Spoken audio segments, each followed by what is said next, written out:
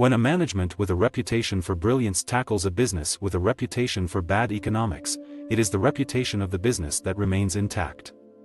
Warren Buffett. Hi, my name is Andy, and I have over 20 years of experience in business and investing. I've started a new YouTube channel where I've compiled the knowledge of the world's greatest investors. Please support my channel by hitting the like button and be sure to subscribe, so you get all the new videos.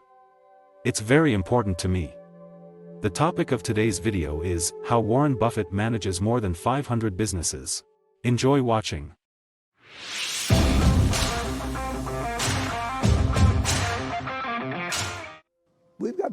Our businesses are run by separate people. I mean, we just finished Valentine's Day, and I did not select what pieces went in the boxes.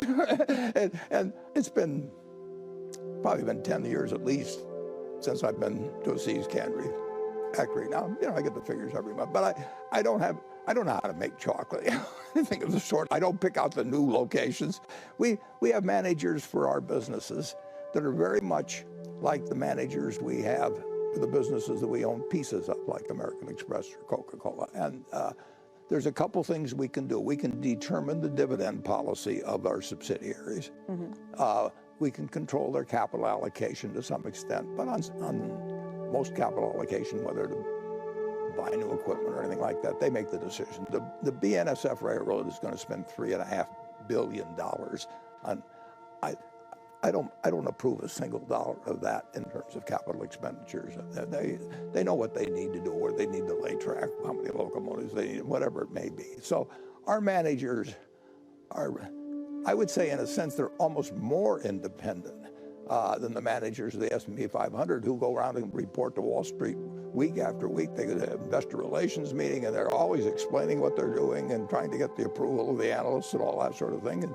And we just tell our managers to do what makes sense. Okay, outside of the idea of them not having to report to individual shareholders or the investment community, what's the advantage of having you there? The capital allocation part of it? Well, we can move capital within. If you move capital from one stock to another, and you got a gain, particularly, you pay a tax, and may pay a dividend tax or if you sell, but there's a lot of taxes incurred in moving from one business to another, either at the corporate level, in some cases, but certainly at the individual level. And we can move capital, well, just take See's Candy again. We bought that in 1972. We've moved several $1 billion from the candy business to other types of businesses. And we'd love it if we could use it all in the candy business, but it just isn't that sort of business. And in addition to that, we free up our managers from all dealing with Wall Street, dealing with bankers, dealing with all kinds of things that are what I regard as less productive use of their time. However, you also have a situation where you have gotten some activists who have been interested in the stock, including Bill Ackman. He's built up a stake, hasn't said too much about it. If you enjoyed this video, please hit the like button to support me, and watch the next very helpful video right now. The link to it will appear on my left. Also, please subscribe to my channel to be the first who learn from the world's best investors.